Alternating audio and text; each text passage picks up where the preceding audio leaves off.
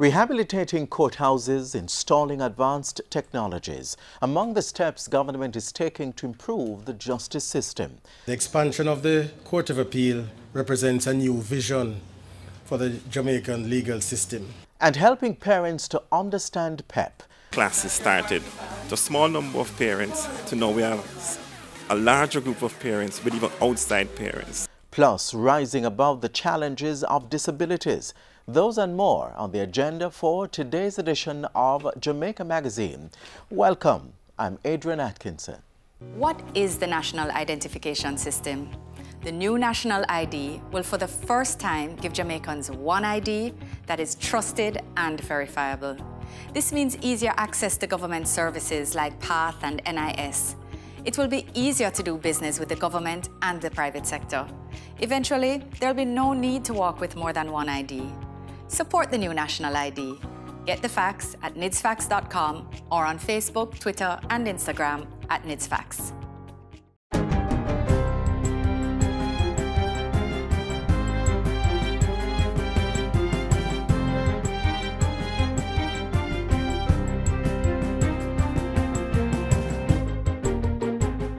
Good day, I'm Theodore Henry, and this is your JIS News for Thursday, January 31.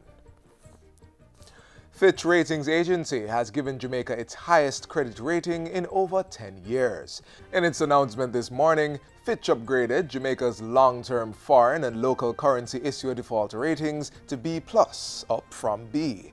The country ceiling has also been improved from B to BB-, while the outlook for the country has been revised from positive to stable.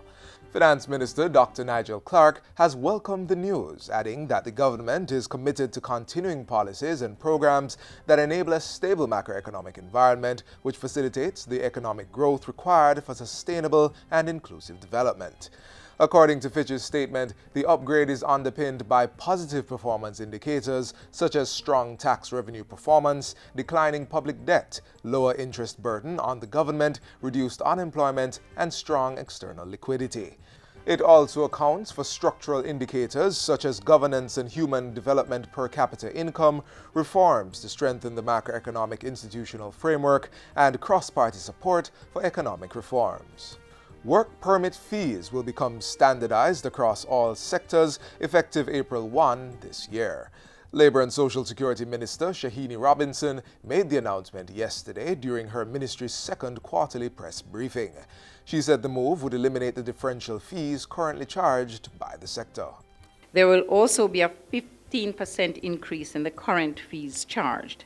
Work permit application fees will increase from $15,000 to $17,250, and work permit fees will now be $48,875 per quarter or part thereof. This equates to $195,500 per annum. The Transport Ministry's Road Safety Unit has received 5 portable breathalyzers valued at $2,500 US. A portable breathalyzer is a handheld rapid response device used to test if someone has alcohol in their breath. The devices have been donated by Carib Cement Company Limited and were handed over on Tuesday. Transport Minister Robert Montego says their donation will improve the operations of the Road Safety Unit. Every life we save on the road is worth every investment that we would have made. Some people believe that the faster you drive is the better you are, but it is not so. And the ministry will be ramping up its efforts. We are aware that there is a serious problem with persons driving under the influence of alcohol. With 386 road fatalities last year and 25 road deaths since the start of 2019, Minister Montego is urging citizens to be more responsible in the traffic environment. We cannot continue the way we are going and the rate we are going. We have to, as a country and as a people, begin to decelerate the rate of road fatalities. The University Hospital of the West Indies, UHWI, is moving to deliver 3D mammography services to Jamaicans. The hospital's Chief Executive Officer, Dr. Kevin Allen, says a program will be launched in a couple of weeks, which will see the UHWI becoming the only government-run hospital able to deliver 3D mammography services. He was speaking at a recent function where an infection control surveillance system was commissioned into service at the hospital. Dr. Allen says the UHWI is in the process of procuring digital medical equipment as part of a plan to push ICT as the vehicle for delivering efficient health care. And what we want to do is that you will come, you will do your study, but we want to be able to push the image using broadband internet band to enable the patient to get the results to their medical practitioner wherever they are seeing their patient. Jamaica will be getting assistance to build its resilience against earthquakes and tsunamis from the government of the United States of America. Local government minister Desmond McKenzie says the assistance will include equipment to gauge the onslaught of a tsunami and to assess the effects of earthquakes. He says the local government ministry was approached by the U.S. Embassy following last year's tsunami alert that was issued for the country. I got an urgent call from the U.S. Embassy wanting to meet urgently to discuss our preparedness as a country in case of a tsunami. We outlined the areas in which we think that the U.S. could help us to improve our capacity just in case. And following those discussions, we have had several meetings with the U.S. as to how to improve the relationship between both countries. In the meantime, Minister McKenzie is appealing for Jamaicans to take personal responsibility with regards to disaster preparedness. And finally, National Security Minister Dr. Horace Chang is urging regional leaders to place strategic focus on transnational organized crime, homicide, cybercrime, and human trafficking in 2019. In throwing out the challenge, the minister says the state will continue to utilize an all-of-government approach to tackling crime and violence on the island. This, he says, will be fast-tracked with the continued help of regional and international partners. This exchange of perspective and experience will allow us to contemplate new policies and approaches to achieve safety and security at the national, regional, and international levels. Minister Chang was speaking recently during the opening of a 3-day U.S.-Jamaica Defense and Security Seminar held at Up Park Camp. And that's it for JIS News Today. I'm Theodore Henry. Thanks for watching.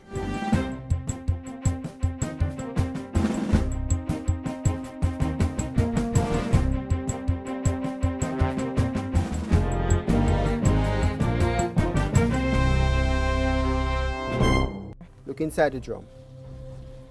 Those are the Aedes aegypti larvae, the one that causes dengue fever. If all of these larvae mature to be adults, and if the female larva bites someone with the dengue fever, it will acquire the dengue virus. And if that mosquito bites you, you will get it. Dengue fever? Yes. Help prevent the spread of dengue. Clean up your home and community. Destroy mosquito breeding sites. Protect yourself from mosquito bites. Prevent dengue fever. There has been a drive by the Ministry of Justice to improve the judicial system. In recent times, we have seen courthouses being rehabilitated, new courtrooms added, and modern technology being installed in chambers. The Court of Appeal in downtown Kingston is the latest facility to get a facelift. We're taking justice to the people of Jamaica.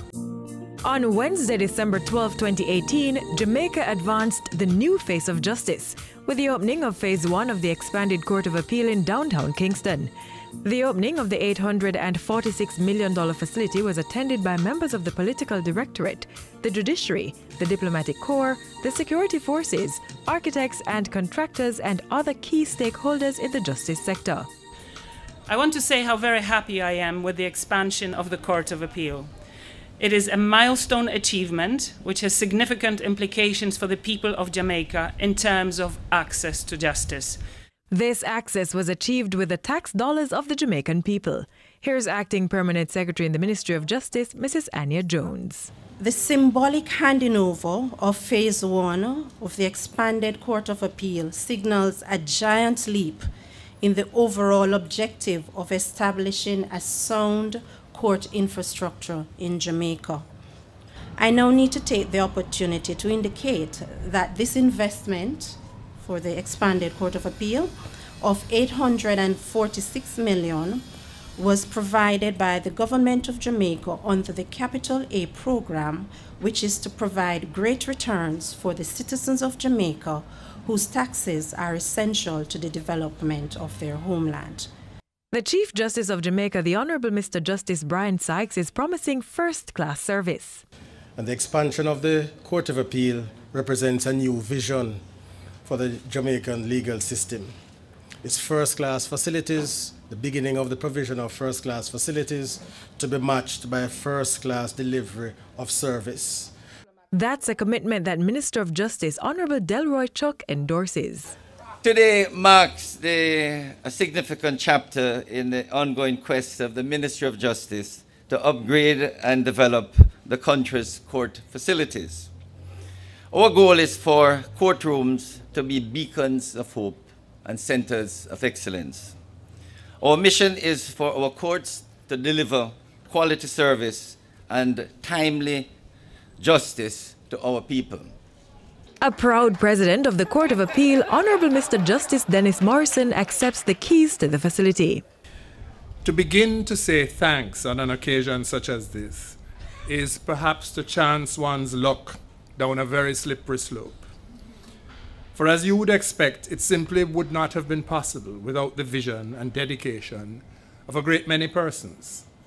But I must make special mention, with a deep sense of gratitude and respect, of the role played in realizing the dream by a consummate and exemplary public servant.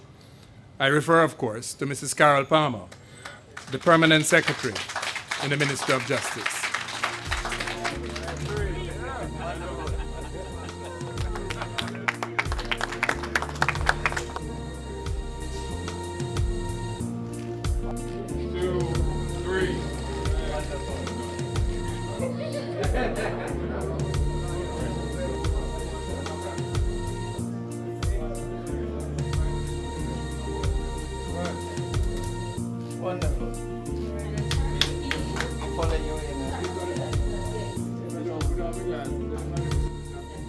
We spoke with a number of key stakeholders about the new facility.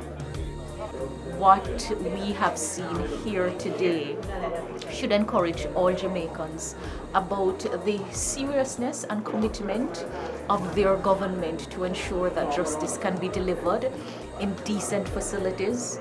I'm happy that I have lived to see it happen, because we wondered at some stage, whether this would really become a reality. I have no doubt now that there will be an improved performance of the court.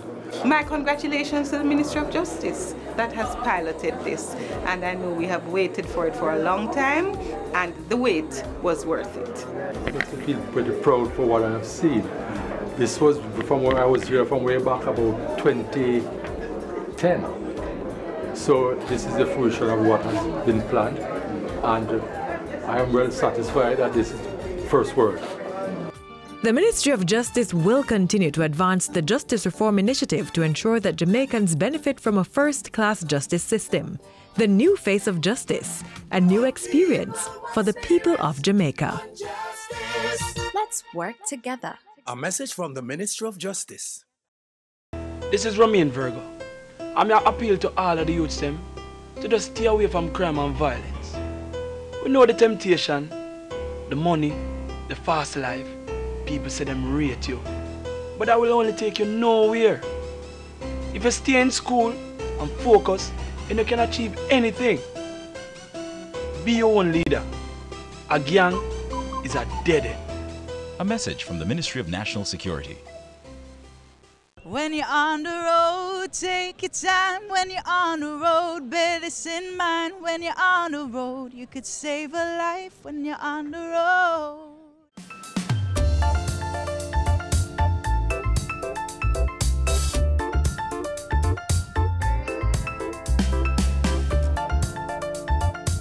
Government has been sensitizing parents on the new Primary Exit Profile PEP. It's the replacement exam for the Grade 6 Achievement Test GSAT. The JIS team recently visited the Shortwood Practicing Primary School in Kingston to witness a different kind of strategy for getting parents on board and empowering them to get their children to excel at PEP. Whenever you step into a classroom at any primary level institution in Jamaica, you expect to see children being taught by their teacher. But imagine a classroom right here in Jamaica where things are a little different. Instead of a class of children, the lesson of the day is being taught to parents. Hi, I'm Elisa Price Bloomfield. I'm a teacher of the Shortwood Practicing School, where parents are a part of the learning process.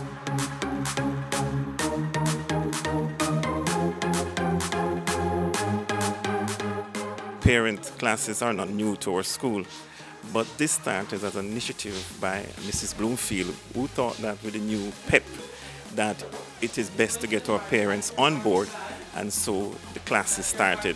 To a small number of parents, to now we have a larger group of parents with even outside parents. We noticed that the math is where most of the children were failing, so we decided to assist the parents, and in assisting the parents can go on at home and assist the children, partnering with the school.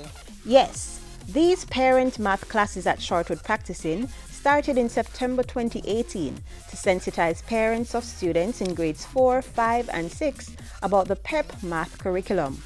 The parents were informed during Parent Teachers Association meetings and via WhatsApp.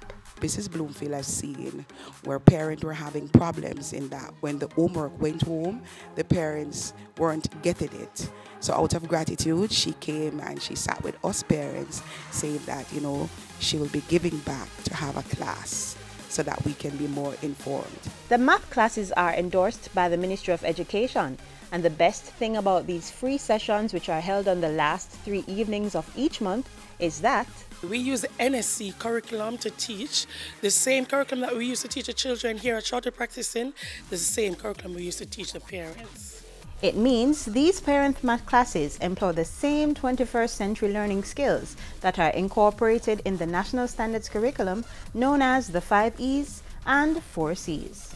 Some of us were close to 50, and it's a different era, things happening which is new. PEP, the primary exit in profile, it's a lot of critical thinking. It's not just shading A, B or C to say multiple choice. You have to explain and to express why did you say A and to give an account. So you have 3 additional students who want to do both subjects. Yes. So it's going to be 7 plus 3, so this becomes 10. And then 5, right? 5 additional students who want to do just this stuff. It becomes 45. Yes. So now here we have the 23 who aren't doing algebra, right? So the debate is, are they the 8 from this 23 or 8 additional students? 8 from the 23. 8 from the 23. No, it's correct. Mommy is correct. Give mommy a clap. After being taught the content for the day, the parents are given a practice performance task that was created by the school. It requires them to once more explain their answers to the class. The way in which we execute the lesson to the parents, it's done in a fun way where they work together, they communicate, and they create their own even questions and so on, and give their ideas in solving problems in daily lives and so on. It's like she think of every single approach to give us where the kids would be interacting with. Like she said, some persons can do timetable fast, some only can do the strokes, some can do circles, some need something to count, and she just gives us every example that she can ever think of, and it does help because that assists me to not be one-track minded. But how exactly does Mrs. Bloomfield's innovative teaching benefit her main students? What my mother does, she helps me to look for the keywords. So when the keywords come up, we know what to do and we know how to understand the problem. Because food has something to do with math and measurements, last night she taught me how to how to do with the measurements with cooking. Since the other day about some measuring cups, and like I would say, if I use this amount to season the chicken, 1 whole chicken, how much would I use to season 3 whole chicken? If she gives me the wrong answer, I would give her the measuring cups and say, okay, use 3 of this and tell me how you arrived, what answer you get. And then she could say, oh, this is what I should do. This will certainly help in terms of preparing the students for PEP, because once we get the parents on board, you know, that would help the students to better perform. And just in case you are an interested parent or guardian of a child in grades 4, 5, or 6, feel free to contact Mrs. Bloomfield at alyssa10bloom@gmail.com or call 876-544-1649.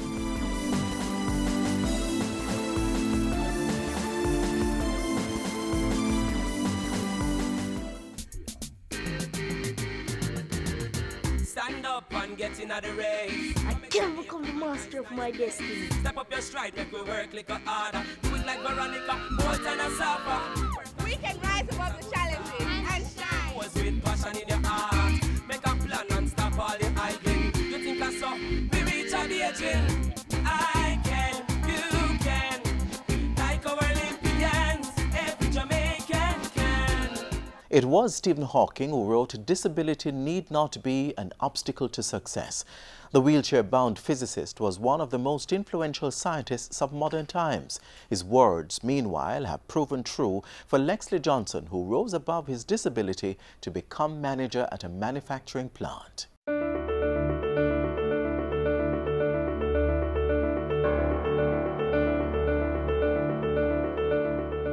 Lexley is preparing for another day at Jamaican Teas, where he works as assistant to the factory manager and the company's hazard analysis and critical control points coordinator. He is among the men and women who, despite their physical, mental, or social limitations and impairments, are learning to create value and purpose with the skills they have acquired. His life has been changed significantly because of the services provided by the Abilities Foundation. Life was sort of weird in many ways.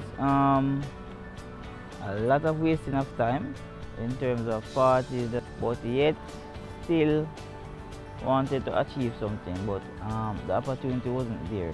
It was through a group of concerned parents, stakeholders, that their children who were disabled, after graduating high school, they had nowhere else to go. And they raised a telethon to raise funds to establish a skills training center.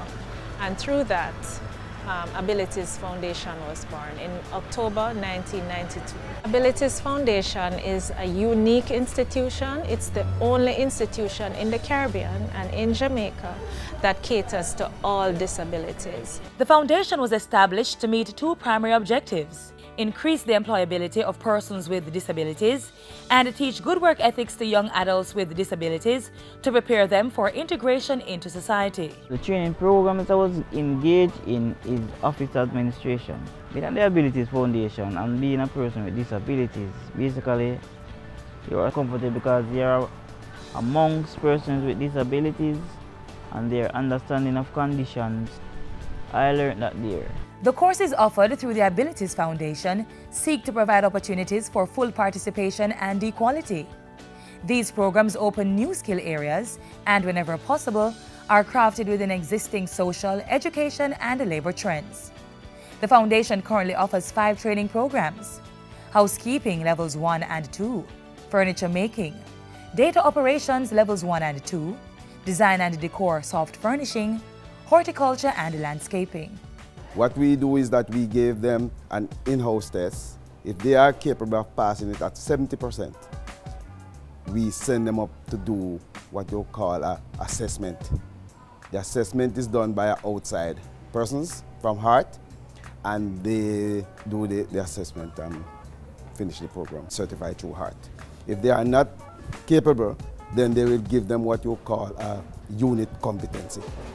That unit competency is a document or paper showing that they are capable of doing these units. The foundation also provides a functional life skills curriculum which focuses on the students' transition to the workforce, as well as remedial English and mathematics, money awareness and management. I assist them with preparation of their resumes, their cover letters, searching for different employment opportunities. One of my major functions is to provide them with placement sites so that they can get job experience. For the past couple of years, we have been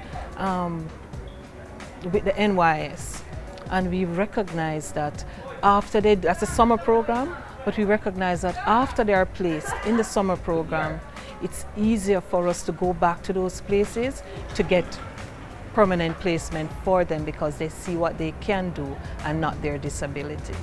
The foundation has been able to extend its reach and service offerings through grant funding from the Japanese Policy Human Resources Development Grant Program. The grant was provided through the Ministry of Labour and Social Security's Social and Economic Inclusion Project for persons with disabilities. What this project endeavors to do is to build the capacity of the institution through professional development courses for the staff. A major component of this project is to assist the students with a training stipend, and it is targeted for those who are path beneficiaries. The project also provides them with a job placement officer and a job coach. So when we place them on jobs, we also give them a coach to mentor and help them throughout the process. The foundation continues to open doors for persons with disabilities and equip them with the requisite skills and knowledge to become productive Jamaican citizens. The Abilities Foundation, creating opportunities for the exceptional.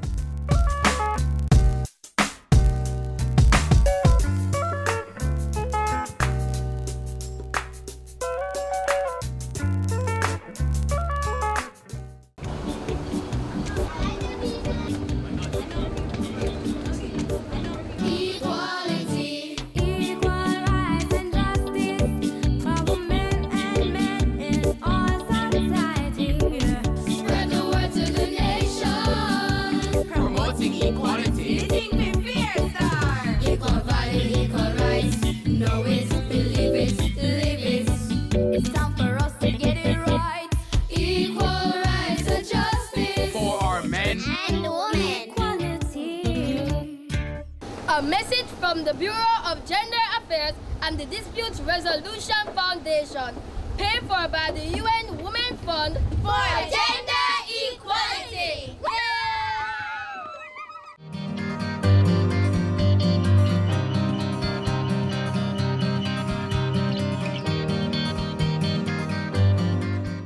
As we close today's show, we ask that you stay connected via our website, gis.gov.jm. And while you're online, send your feedback to Jamaica Magazine at gis.gov.jm or via tweet at JIS News. On behalf of the entire production crew, I'm Adrian Atkinson. Thanks for watching.